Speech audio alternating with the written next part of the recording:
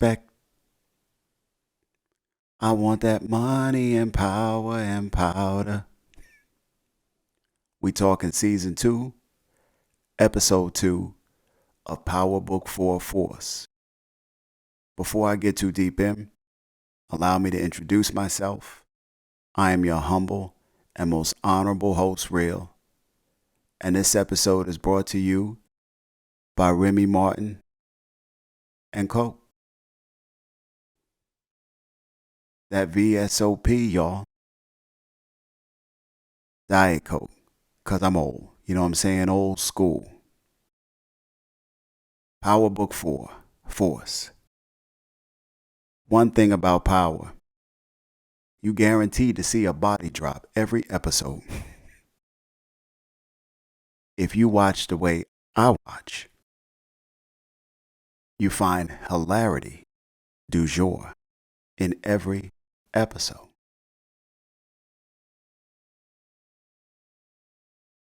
Let's jump into it, shall we? We start with Lieutenant DeFranco, a man of the law, DT, out in these streets. He at the scene of old Chewy's body drop, dearly departed Chewy, trying to get some answers. He hears an old cat playing a broke-ass version of Coltrane's Giant Steps. At whatever time of night it is. In the hood, horn just a tootin'. My man did a mating call on that horn. Then commenced to pushing a cart with all his belongings on it, like he was on his way. Dude in the hood just start playing a horn for a second at a murder scene, and then take off when the detective right there. His horn play was hood for, "Psst, I got that 411. Come holla at me. But only if your pockets is right." DeFranco goes over to him, like, "You see anything?" Old cat like, "Chicken wing ain't no snitch." At first I was like, who the fuck is chicken wing? I started to get a little hungry.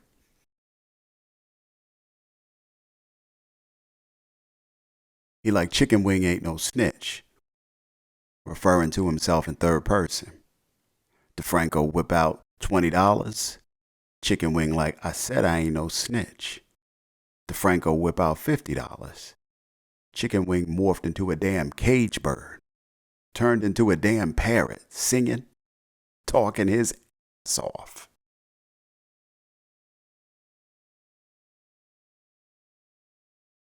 He tell DeFranco Chewy flipped and went to treason, Jenard's crew.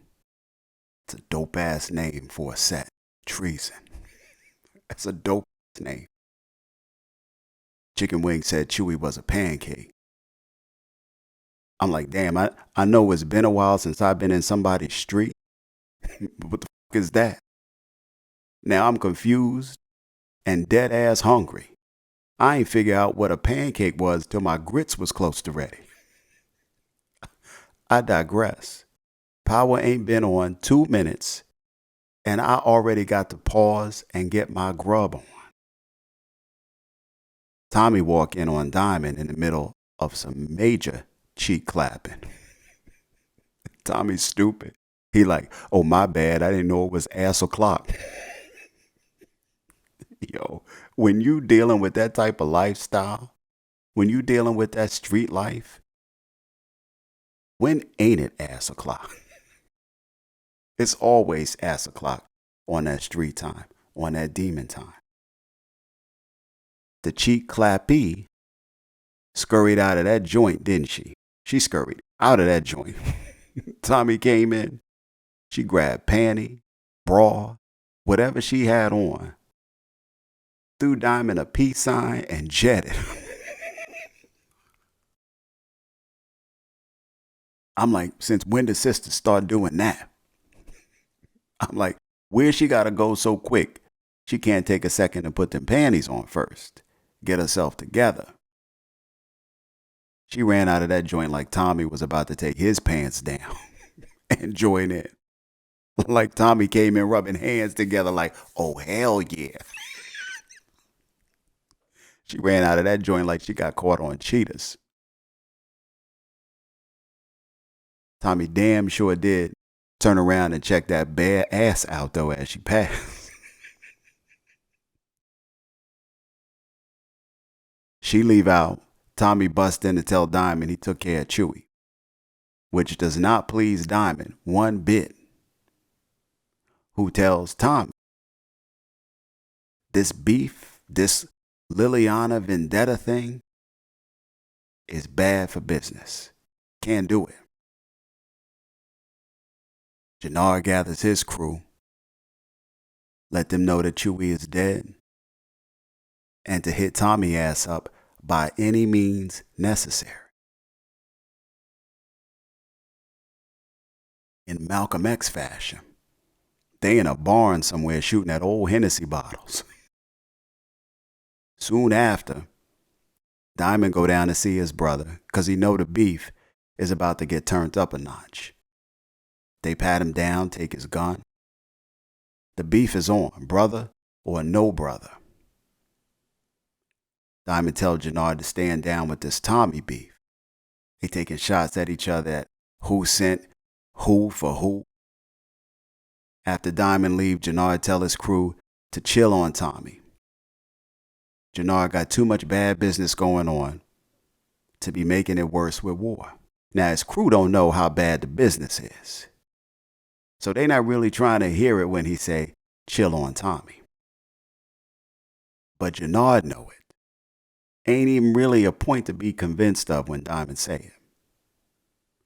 The crew are not going to understand this.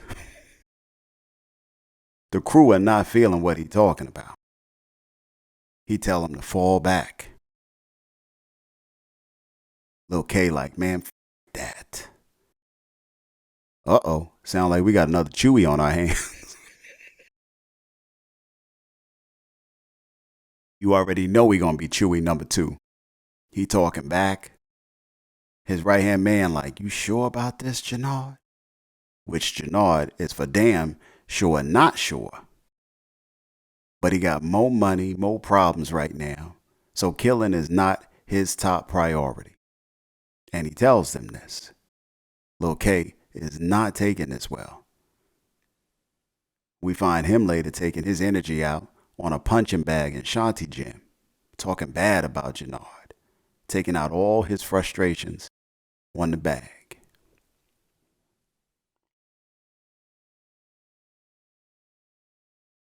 Tommy pop up on Vic in the graveyard, reminiscing on Gloria.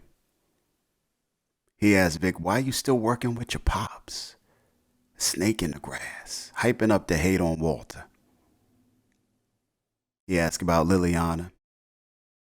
You know who shot her? Vic like, I can't help. He asks Tommy, you know who deaded Dahlia? Tommy like, I can't help. You can't help me, I can't help you. Mutual understanding there.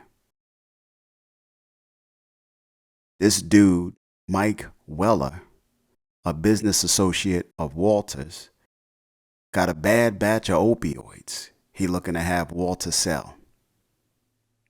They like, no problem, we can sell it on the south side. Ain't that some shit?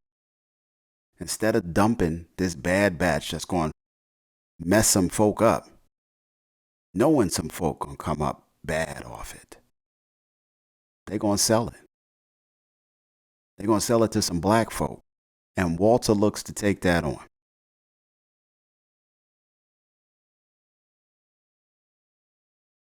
Walter goes and tries to talk to Vic about working with him. He talking about filling the void Jenard crew leaving with their sloppy efforts. Vic pushing Claudia on him. He like, Claudia is the one you want. She started Dahlia. Dahlia is her idea. It's Claudia you want, not me. But Walter wants his son to run the business with him. Walter on that old school. Only a dude can run it. He pushing for Vic to be in the driver's spot for that throne. Vic is not amused or moved. Walter goes to see Claudia. He give Claudia that bad opioid deal he just got from Weller. Walter asks her to get Vic back in the fold. The opioid deal is Claudia's gift for doing that. Walter's super grimy. He's super grimy. Meanwhile, Claudia hop in bed with Brendan Doyle. He knows she wants something too. She wants to know what deal her dad made with Dublin. She's trying to stay one step ahead of things. He tells her if Walter don't bring in that money, they're going to chop his head off. Claudia goes to find Vic, finds him up in a bar. She's like, when's the last time some water hit that ass? You stink, bro. She like, if we don't help Dad get Doyle what he needs, we inherit nothing. He like, how you know? You sleeping with Doyle? She like, I do what needs to be done. He like, damn, sis, you kind of hoish. Peace out. You nasty.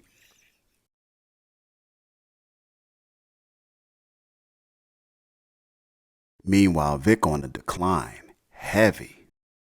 He and them screets losing it. He on his minutes to sobriety. Moving like O-Dog.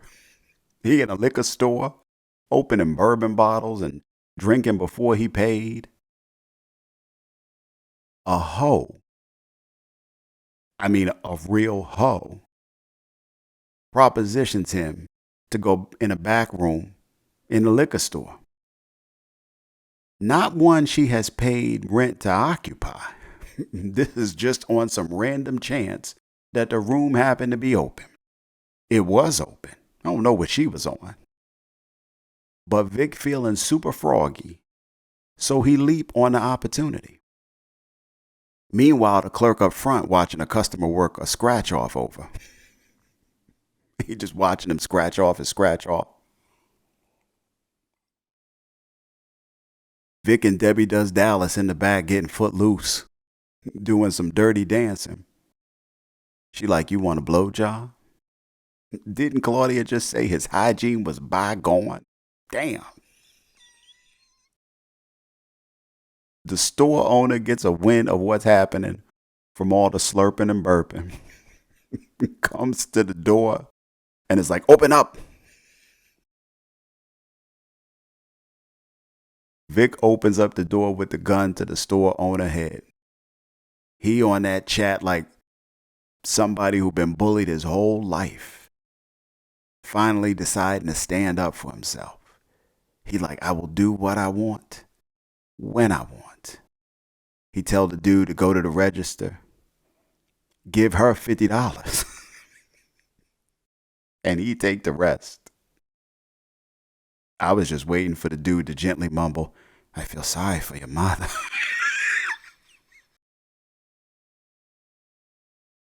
Vic leave that joint. He been drinking and driving all day. It's nighttime by the time he's still driving around, just drinking. He get pulled over for swerving. He like, you know who I am? The cop's like, sir, please stand still. Vic like, you know who I am? They ended up tasing his. Walter come down to the precinct to bail him out. At this point, it's easy to convince Vic to join up. Vic is like, I want to run it though. No Claudia. If we do this, no Claudia.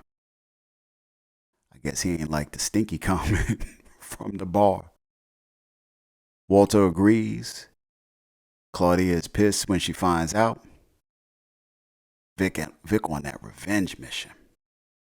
He talking to Gloria grave. Vowing to take Walter out from the inside. He got some shit planned for Walter, don't he?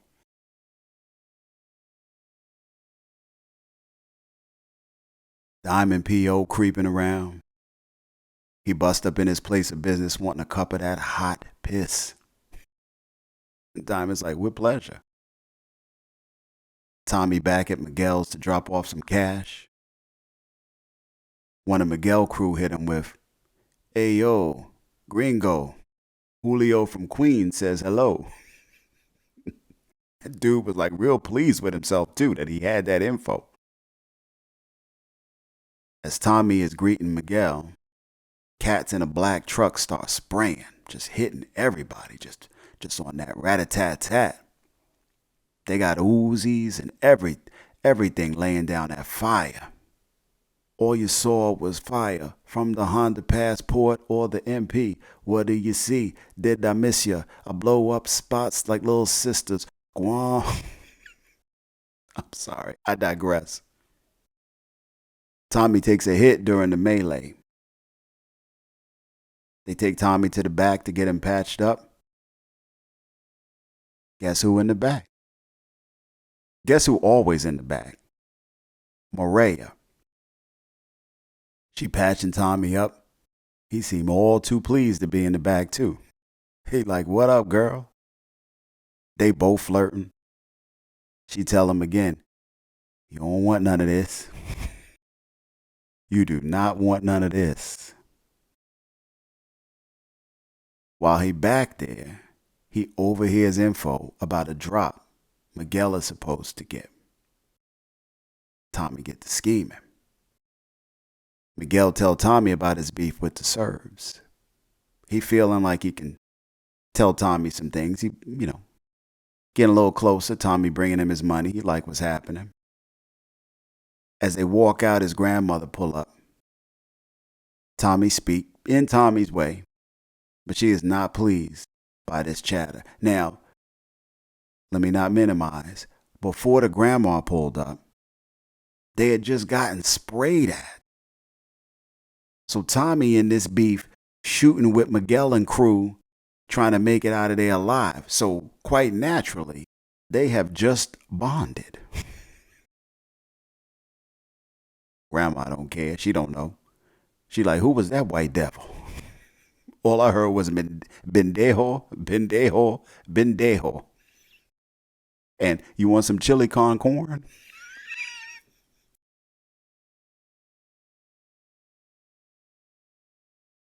Tommy catch up with Diamond about what he overheard while at McDowell's. And in his plan to take over the world, or at least the Shy, Tommy wants to capitalize on this Serb McDowell beef. So they scheme on interrupting McDowell's drop. They get to scheming. They actually hit the drop, making it look like the Serbs took McDowell's stash. McDowell comes to the scene. He pissed. He go to talk to his boss, Shay, up in the club, talking about the Serbs' beef. Talking about how his drop got hit. He want to take some action. Boss man tell him to stand down. He emphasizes and reiterates this stand down by telling him, "If I find you moved on these cats after I told you not to, I will snatch up your little sister, violate her, then take her to Mexico and let my men do a uchiwali on that ass."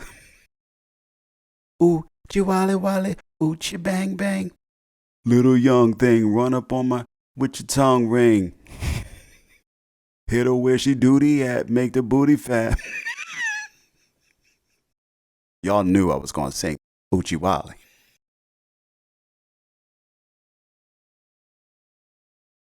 He tell McDowell they're going to do a Uchiwali on Mireya. Hit her where she duty at, make the booty fat. Then give her a permanent neck smile. Damn, from ear to ear. Merkovich pulls up to Jenard to collect. Jenard like, "We need more time." He like, "You will make payments until those projects you promised us are ours." His right-hand man looking like, "Damn, I picked the wrong team. Should have stayed with CBI." He give Merkovich a gang of cash. He like, "I thought this was for McDowell." What we gonna do now? What we gonna do now? It's all effed up now. Yo, he was looking like, damn, I joined the wrong team. Jenard come telling his woes to Shanti. Shanti pull out an envelope. Shanti stay pulling out an envelope, don't she? I thought I was on Sopranos as often as she was pulling out envelopes. Jenard like, oh yeah, I got one. This cow stay cashed up. This my cash cow right here. She tell Jenard his crew don't trust him. And to get his shit together. Fed's trying to get that task force going. AUSA Stacy trying. She connecting with colleagues. When she mentioned that Tommy might be connected to the cartel, oh, that get their attention. They like, now if you can prove that, we might be able to get that task force going. Later on, she get that task force after Lil K go rogue on Jenard coming after Tommy. Tommy up in the cut chilling in his car, looking like he eating a good fish sandwich.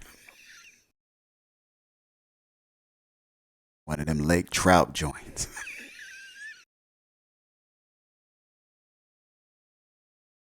Funny, we was talking about how Vic was moving like O-Dog in Menace to Society.